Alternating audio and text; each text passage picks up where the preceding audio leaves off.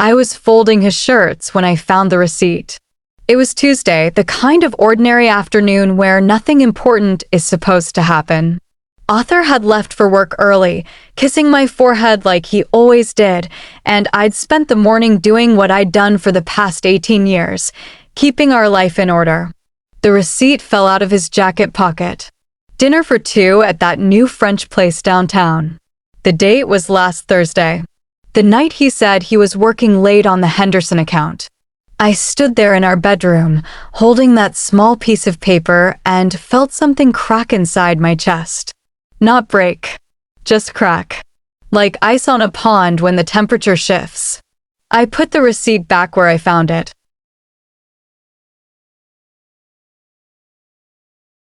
That was 3 months ago.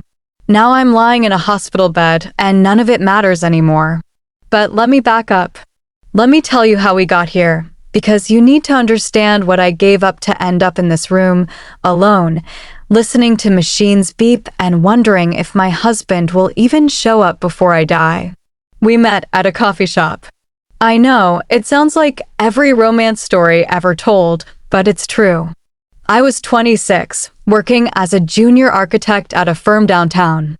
I had plans. Big ones. I was supposed to design buildings that change skylines. I was supposed to make partner by 35. Arthur was 28, charming in that effortless way some men are. He didn't try too hard. He just smiled and asked if the seat across from me was taken, and somehow that turned into hours of talking, then dates, then love. Real love, I thought. The kind where you wake up grateful. We got married 2 years later. Small ceremony, just family and close friends. I wore my grandmother's dress. He cried when I walked down the aisle. I remember thinking I was the luckiest woman alive. The first sacrifice was small. His job required a move to a different city, away from my firm. He said it was temporary, just a year or two. I said yes because that's what you do when you love someone. You compromise. The firm was sorry to see me go. They said I had real talent. They said I could come back anytime. I never did. In the new city, I took a job at a smaller firm. Less pay, fewer opportunities, but it was fine. We were building a life together. That's what mattered. Then I got pregnant. We hadn't planned it, but Arthur was thrilled. He talked about being a father the way other men talk about promotions or vacations. He started building a crib before we even knew the gender. I lost the baby at 12 weeks. The doctor said it happens. 1 in 4 pregnancies. Nothing I did wrong. Just bad luck. Arthur held me while I cried, but something changed after that. He stopped talking about the future as much. He worked longer hours. He said he needed to focus on his career, build security for us. I went back to work, but my heart wasn't in it anymore.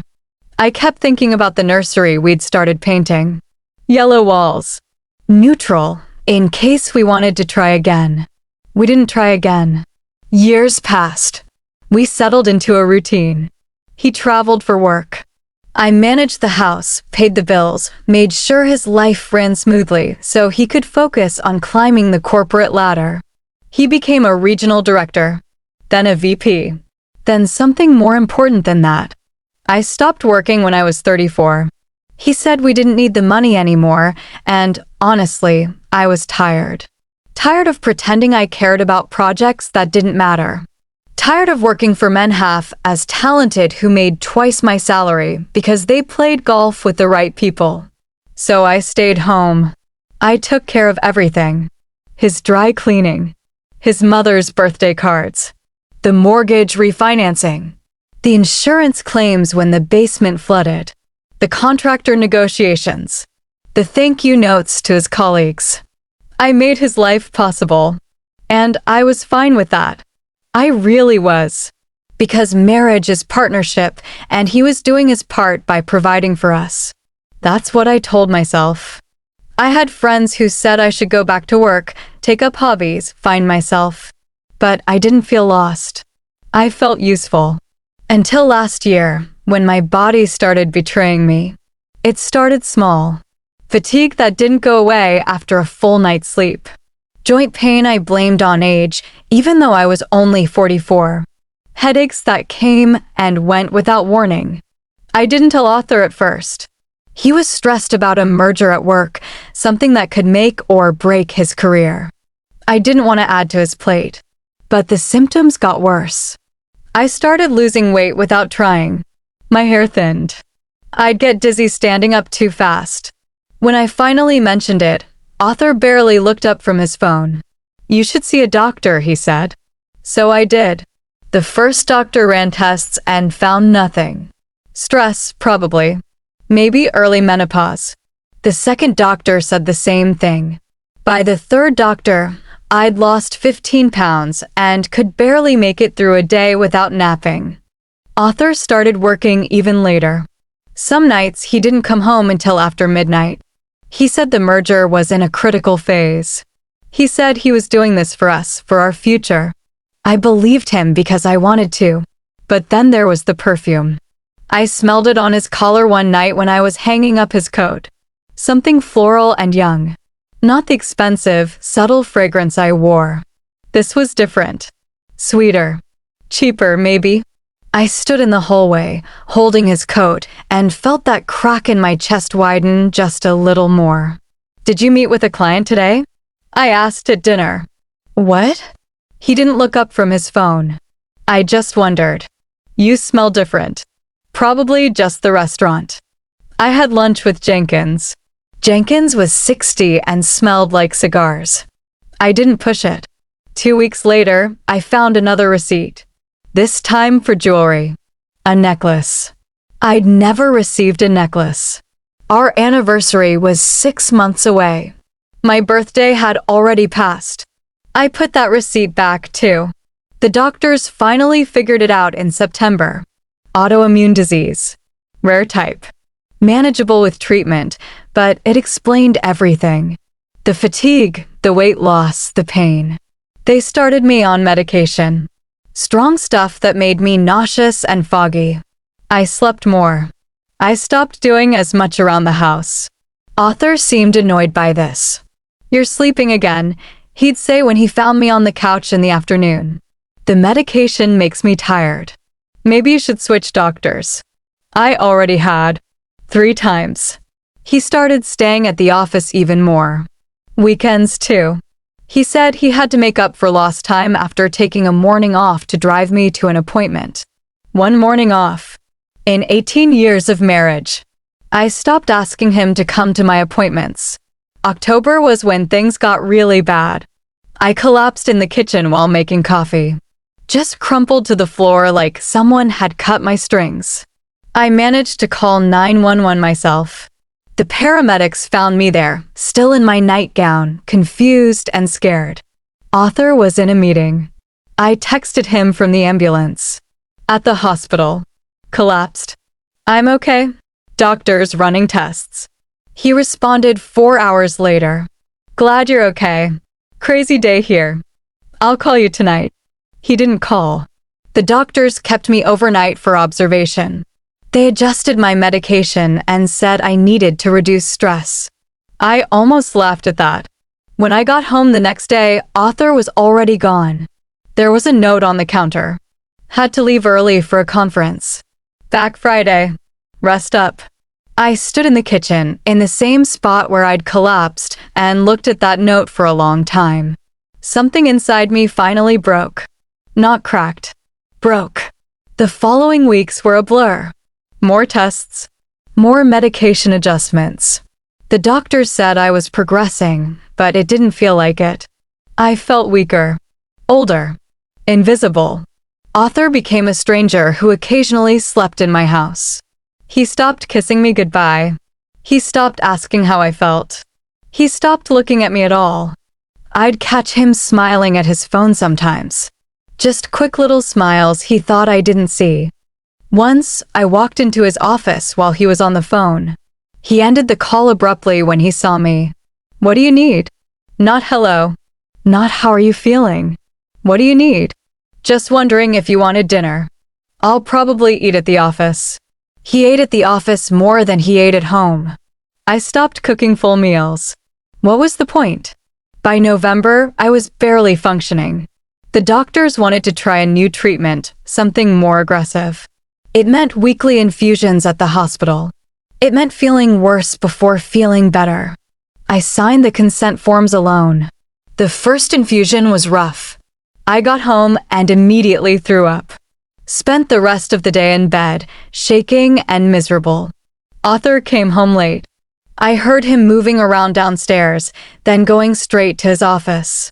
He never came up to check on me. That night, lying in the dark, I realized something terrible. My husband didn't love me anymore.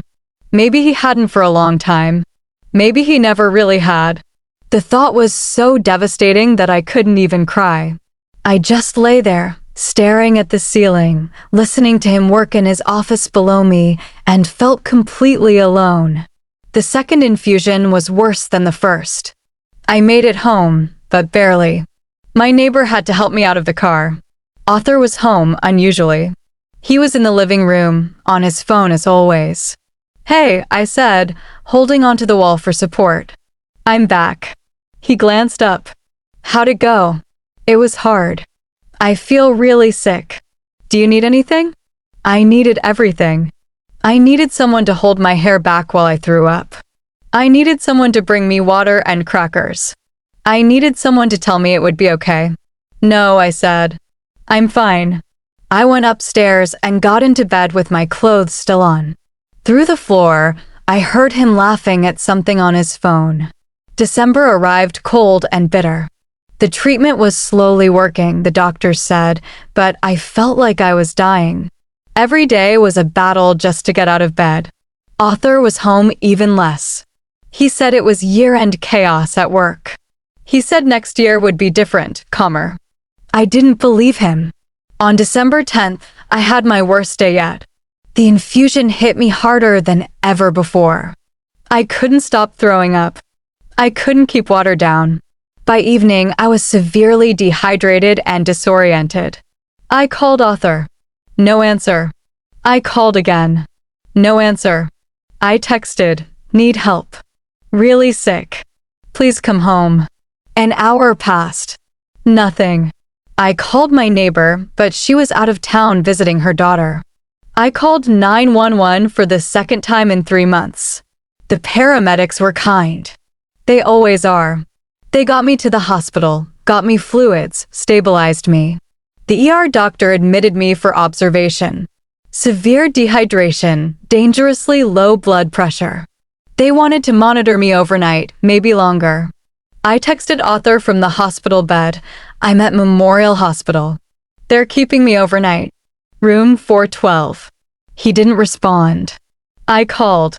It went to voicemail. A nurse came in to check my vitals. "Is someone coming to sit with you?" "My husband's on his way," I lied. She smiled. "Good. You shouldn't be alone." But I was alone. So completely alone. I lay in that hospital bed, hooked up to monitors and IVs, and watched the door. Surely he'd come. Surely when he saw my messages, he'd drop everything and rush here. Hours passed.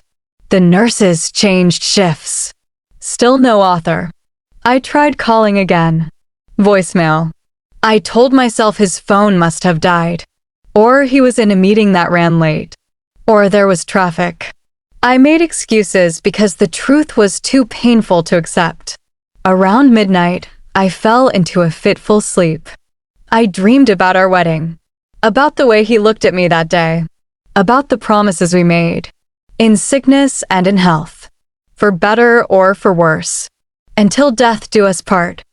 I woke up to weak sunlight coming through the blinds. Morning. I'd been here almost 12 hours. Still no husband. A different nurse came in with medication. "How are you feeling?" "Better. Thank you." "Good. Your husband should be here soon for visiting hours." I didn't correct her. But he didn't come during visiting hours. He didn't come all morning. By afternoon, I was stable enough to be released, but the doctors wanted me to stay one more night, just to be safe. I agreed because going home to an empty house felt worse than staying here. That evening, around 6, I heard footsteps in the hallway. My heart jumped. Finally, the door opened. But it wasn't just Arthur. He walked in with his hand laced through someone else's fingers. A woman. Young, maybe 30. Pretty in that effortless way I used to be. She wore a casual dress and expensive shoes. They both stopped when they saw me awake. "Liana," Arthur said, and his voice was cold. Clinical. Like he was addressing a stranger. I couldn't speak. I couldn't move. I just stared at them, at their connected hands, at the way she stood slightly behind him like she belonged there. "We need to talk," he said. He reached into his jacket pocket and pulled out an envelope. He walked to my bedside and placed it on the table next to my water pitcher. "I'm filing for divorce." The words didn't make sense at first. They were just sounds. "What?" "I'm done, Liana. I've been done for a while. I just needed to figure out the right time to tell you." The girl, the woman, whoever she was, shifted uncomfortably but didn't leave. Didn't let go of his hand. "You're doing this now?" My voice came out broken. "Here. There's no good time for this conversation." I looked at the envelope. Thick, official. Already prepared. This wasn't spontaneous. This was planned. "How long?" I whispered. He didn't answer right away. The silence told me everything. "Arthur, how long have you been with her?" "That doesn't matter." "How long?" 8 months. 8 months. Since April. Since before I got diagnosed. Since before I started falling apart.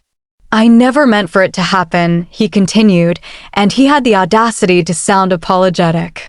"But you're not the woman I married anymore. You're sick all the time. You can't do anything. I feel like I'm living with a ghost." Each word was a knife. "I've been sick," I said. "I have an autoimmune disease. It's not my fault. I know it's not your fault. But I can't do this anymore. I can't live like this. I deserve to be happy." The woman squeezed his hand. Supportive. Like they were a team. "I've taken care of you for 18 years, I said, and my voice was shaking now. "I gave up my career for you. I moved for you. I managed your entire life for you. And I appreciate that. But I can't keep sacrificing my happiness for someone who can't even get out of bed most days. I'm getting treatment. The doctors said I'm improving. It doesn't matter. I'm done." He gestured to the envelope. "Everything's in there. My lawyer will be in touch. I'm being fair with the settlement. You'll be taken care of. Taken care of. Like I was a problem to be solved. An obligation to be managed." "Please leave," I whispered. "Liana, I know this is hard, but get out." Louder this time. "Get out of my room." The woman tugged on his hand. "We should go." They turned to leave, and that's when something inside me snapped. "I donated my kidney for you." They stopped at the door. "What?" Arthur turned around. 10 years ago, when you needed a transplant. I donated my kidney. The doctors said it might cause complications later in life, but I didn't care. I wanted you to live. His face paled. "My autoimmune disease. The doctors think it was triggered by the surgery. By losing that kidney. I've been sick because I saved your life." The woman's hand dropped from his. "That's not," he started, but his voice faltered. "That's not fair. You can't put that on me. I'm not putting anything on you. I'm just telling you the truth. I got sick because I loved you enough to give you part of my body. And now you're leaving me because I'm not healthy enough for you anymore." He stood there, frozen. The door opened again, and a doctor walked in. Not my regular doctor. Someone older, holding a tablet. "Mrs. Hansen, I apologize for interrupting, but I need to discuss your test results. Now." I was so tired. Too tired for this. "It's urgent." He glanced at Arthur and the woman. "Perhaps we should speak privately." "They were just leaving," I said. But the doctor looked at Arthur directly. "Actually, Mr. Hansen, you should stay. This concerns you." Arthur shifted uncomfortably. "I don't think." "Please sit down." The doctor's voice left no room for argument. Arthur sat. The woman hovered near the door, clearly wanting to leave, but trapped by social obligation. The doctor looked at his tablet, then at me. Mrs. Hansen, we got your latest blood work back. Your kidney function is declining faster than we anticipated. My stomach dropped.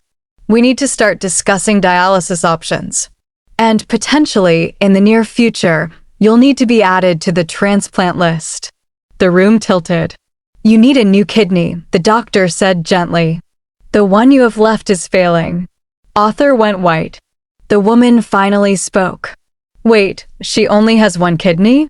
She donated one to me, Arthur said quietly. Years ago. You took her kidney? The woman's voice rose. And now you're divorcing her while she's in the hospital? It's not like that. It's exactly like that. She was backing toward the door now, looking at him like she'd never seen him before. You told me she was difficult. You said she'd given up on life. You didn't tell me she gave up her kidney for you. Emma, wait. But Emma was done. She walked out without looking back. Arthur stood there, divorce papers on my bedside table, his face a mixture of shock and something that might have been shame. The doctor continued. There's something else. Your medical records show that you were advised against donation at the time due to a genetic marker. Someone overrode that recommendation. He looked at Arthur. According to these notes, you insisted the transplant move forward despite the medical team's concerns. You signed a waiver. I was dying, Arthur said defensively. I needed that kidney. You needed a kidney, the doctor corrected. Not necessarily hers. There were other options. Other donors. But you pushed for hers because it was faster. I remembered now. The doctors had pulled me aside. They'd said something about risks, about genetic factors that made me a less than ideal donor. But Arthur had been so sick. The wait list was so long. He might not have survived. And he'd held my hand and told me I was his only hope. So I'd said yes. Of course I'd said yes. The good news, the doctor said, turning back to me, is that there's a potential donor match. We found it in the registry this morning. Hope flickered in my chest. However, he looked at Arthur again. Mr. Hansen, you'll need to sign consent forms.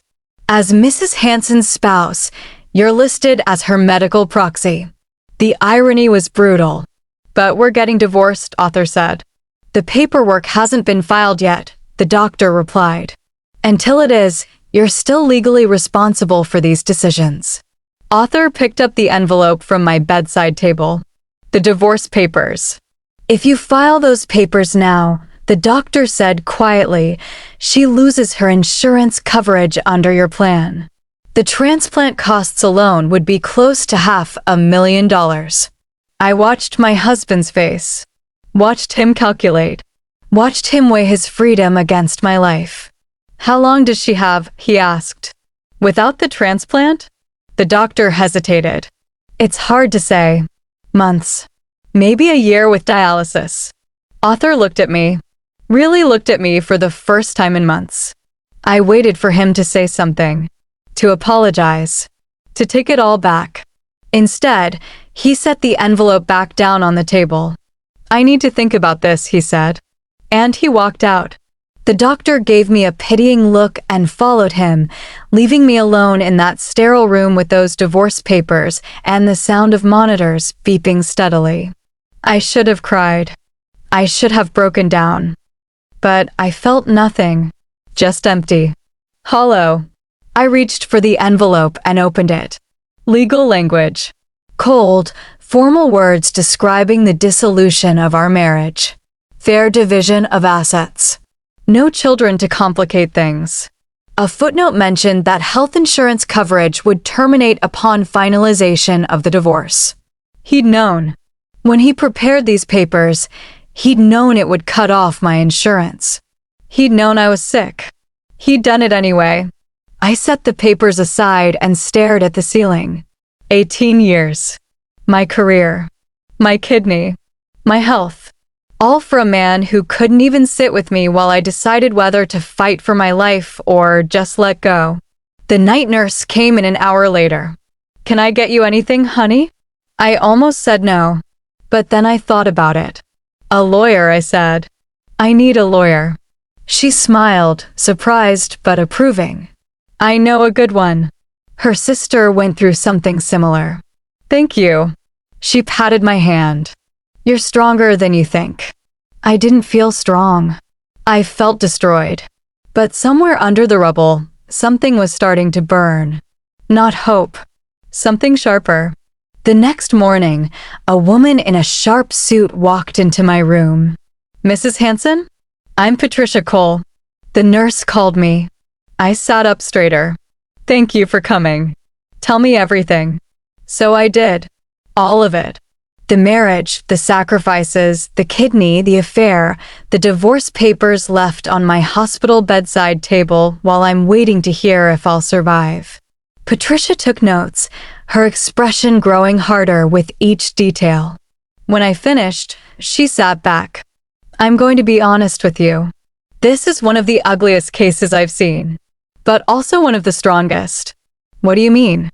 "Your husband coerced you into a medical procedure that has directly caused your current condition. He benefited from your sacrifice and is now abandoning you when you need him most. A good lawyer could argue for significant compensation." "I don't want his money." She smiled. "Yes, you do. You need it. Medical bills, living expenses, future care. Don't let pride make you a martyr twice." She was right. I knew she was right. "There's something else," Patricia said. "The timing of when he files those divorce papers matters. If he files now, he looks heartless. If he waits until after your transplant, he looks calculated. Either way, we can use it." "What should I do?" "Nothing yet. Let him make the next move. In the meantime, we'll file a response that includes a request for spousal support, medical coverage, and compensation for damages related to the kidney donation. Can we do that?" "We can try. It's unconventional, but your case is unconventional." She stood. "Get better, Mrs. Hansen. Then we'll destroy him." She left, and for the first time in months, I felt something other than despair. I felt ready. The transplant was scheduled for January 14th. Arthur didn't file the divorce papers. He also didn't visit. He existed somewhere in the space between husband and stranger, legally bound but emotionally gone. Patricia said that was good for us. It made him look worse. I spent December in and out of the hospital. Dialysis 3 times a week. Each session left me exhausted and hollow. But I went. I did what I had to do. My neighbor, Mrs. Chin, started checking on me, bringing soup, driving me to appointments when I was too weak. She never asked about Arthur, but I could see the questions in her eyes every time she walked into my empty house. Christmas came and went. I spent it alone, watching old movies and ignoring my phone. Arthur sent a text on Christmas morning, "Hope you're doing okay." I didn't respond. The donor kidney came from a 28-year-old man who died in a car accident. His family chose to donate his organs. I would live because someone else had died. The weight of that felt enormous. Patricia visited me the day before surgery. "How are you feeling?" "Scared." "That's normal." She pulled out some papers. "I need you to sign these. Just in case. Just in case I didn't make it." I signed them with shaking hands. "Your husband called my office," Patricia said carefully. My head snapped up. "What did he want?" "He wanted to know if you'd consider settling. Drop the compensation claims in exchange for a clean divorce and 2 years of alimony." 2 years. I told him to go to hell. She smiled. More professionally, of course. I laughed. It hurt, but I laughed. "He's scared," Patricia continued. "The more I dig into your case, the worse it looks for him.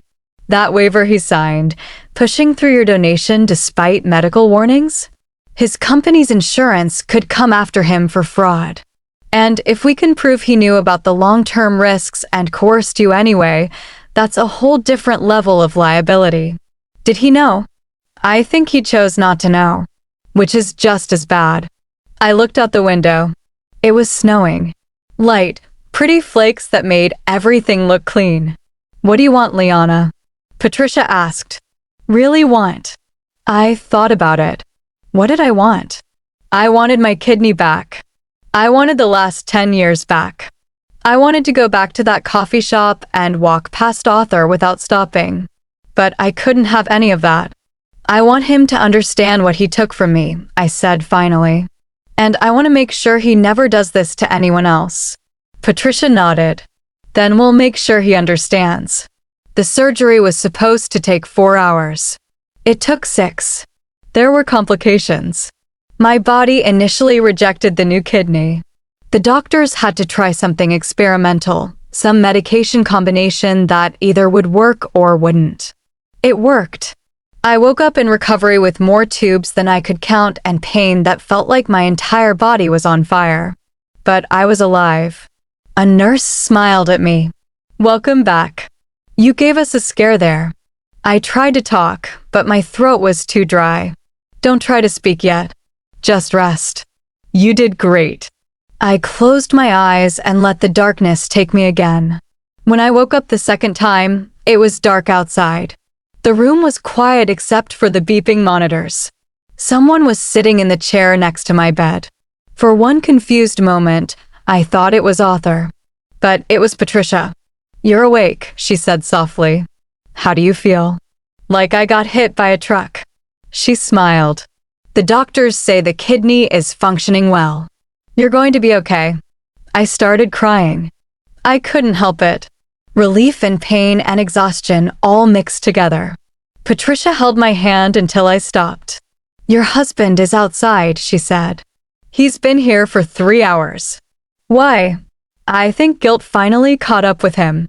Or maybe his lawyer told him how bad this looks. She paused. Do you want to see him? Did I? Part of me wanted to tell him to leave.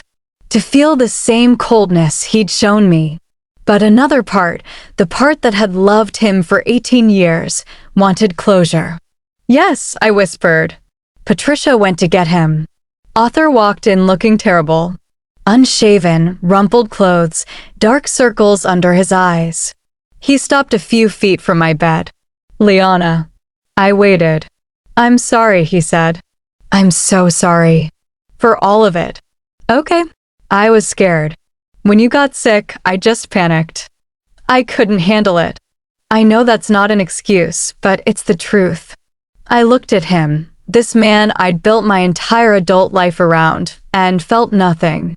The love was gone. So was the anger. Just nothing. The surgery went well, I said. I know. I've been calling for updates. Why are you here, Arthur? He sat down heavily in the chair Patricia had vacated. Because I needed to see that you were okay.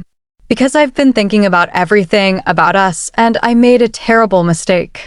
You made several. I want to try again. I want to fix this. I almost laughed. You're not serious. I am. I'll drop the divorce. We can go to counseling. I'll do whatever it takes. Where's Emma? His face flushed. That's over. It was a mistake. She wasn't who I thought she was. She saw who you really are. That's different. Liana, please. 18 years has to mean something. It did mean something. It meant I'd wasted 18 years on someone who would abandon me in a hospital bed. Patricia told me about your settlement offer, I said. 2 years of alimony. He had the grace to look embarrassed. That was before. Before I realized how badly I'd messed up. You mean before you realized how much this could cost you? That's not fair. Fair. My voice rose and pain shot through my abdomen. I took a breath. You left divorce papers on my hospital table. You brought your girlfriend to watch. You knew I might die and you still chose yourself. I know. And I'll regret that for the rest of my life. Good. We sat in silence. The monitors beeped. Somewhere down the hall, someone called for a nurse. I don't love you anymore, I said quietly.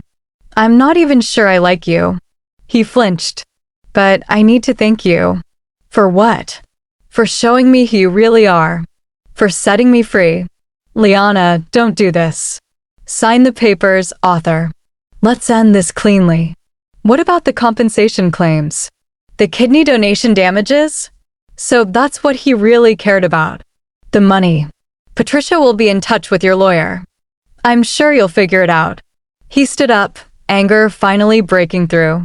You're really going to destroy me over this? I'm not destroying you. I'm just not protecting you anymore. There's a difference. He left without saying goodbye. Patricia came back in a few minutes later. I heard some of that. You okay? I'm great. And I was. For the first time in months, maybe years, I felt light. The next few weeks were hard. Recovery from transplant surgery is brutal. But I did it. Day by day, I got stronger. Mrs. Chen visited almost every day, bringing food and gossip and making me laugh when everything hurt. My body accepted the new kidney. My energy started coming back. I could walk without getting dizzy. I could eat without feeling nauseous. I felt human again. Patricia kept me updated on the legal battle. Author's lawyers were fighting hard, but we had a strong case. The waiver he'd signed, the medical records, the timeline of his affair overlapping with my illness. In March, we settled. Author agreed to pay for all my medical expenses, past and future. He agreed to spousal support for 5 years, not 2. And he agreed to a lump sum payment that Patricia called compensation for damages, but I called payment for a kidney and 18 years of my life. It was more money than I'd ever seen. Not enough to replace what I'd lost, but enough to build something new. The divorce was finalized on April 3rd. I didn't attend the hearing. Patricia handled everything. When she called to tell me it was done, I was in my garden. I'd started planting flowers. Just small things, easy to care for. But they were mine. How do you feel? Patricia asked. Free. I sold the house in May. Too many memories, too many ghosts. I bought a smaller place across town. 2 bedrooms, big windows, a porch where I could drink coffee in the morning. I started seeing a therapist. She helped me untangle 18 years of putting someone else first, of making myself smaller to make him comfortable, of confusing sacrifice with love. It was hard work. Some days I wanted to quit, but I kept going. By summer, I felt like a different person. Stronger, clearer, more myself than I'd been since I was 26. I ran into Emma at a coffee shop in June. She was with a different man, laughing at something he said. She saw me and her face went pale. Liana. Emma. Awkward silence. I'm sorry, she said quietly. For everything. I didn't know. About the kidney, about how sick you were. He told me you were just difficult. I know. For what it's worth, he called me a few months ago. Wanted to get back together. I told him to lose my number. I smiled. Good for you. She hesitated. Are you okay? Really? I thought about it. Was I okay? I'd lost my marriage, my kidney, years of my life. I'd been betrayed in the cruelest way possible. But I was standing in a coffee shop, healthy and independent, with a future that belonged entirely to me. Yeah, I said. I really am.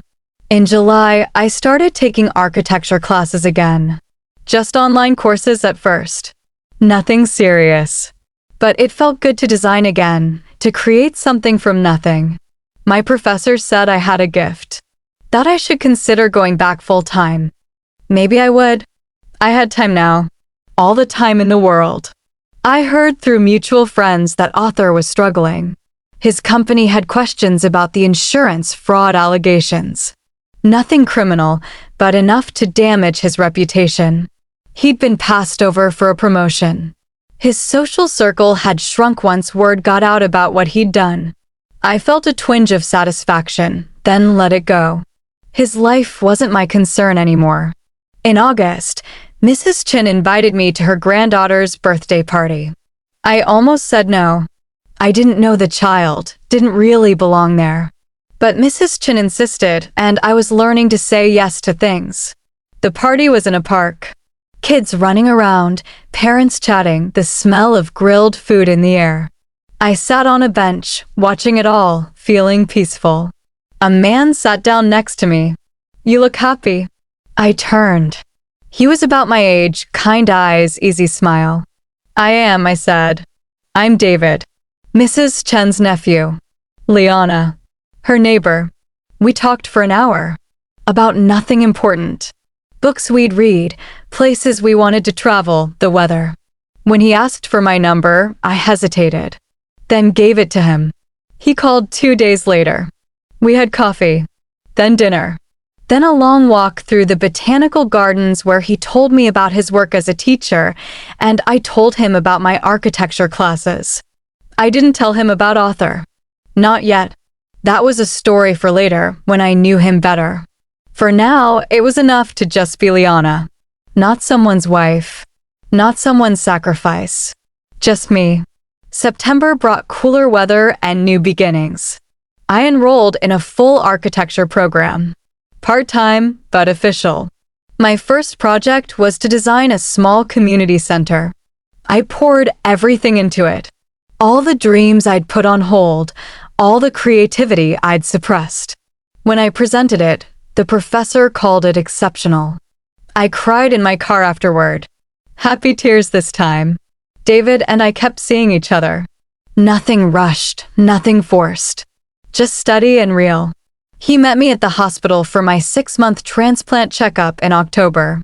The kidney was functioning perfectly. My numbers were better than expected. "You're doing remarkably well," the doctor said. "Whatever you're doing, keep doing it." What I was doing was living. Actually living, not just existing. David waited for me in the lobby. "Good news." "Great news." He hugged me, and it felt safe. Easy. "Want to celebrate?" he asked. I'd love that. We went to dinner at a small Italian place. He told me about his students, about the kid who'd finally understood fractions and the girl who wrote him a thank you note. He asked about my classes, really listened when I explained my latest project. This was what partnership was supposed to feel like. Equal. Supportive. Real. "Can I ask you something?" David said over dessert. "Of course. Why were you so sad when we met?" "At the party in August. You smiled, but your eyes were sad." I set down my fork. "That's a long story. I like long stories." So I told him. All of it.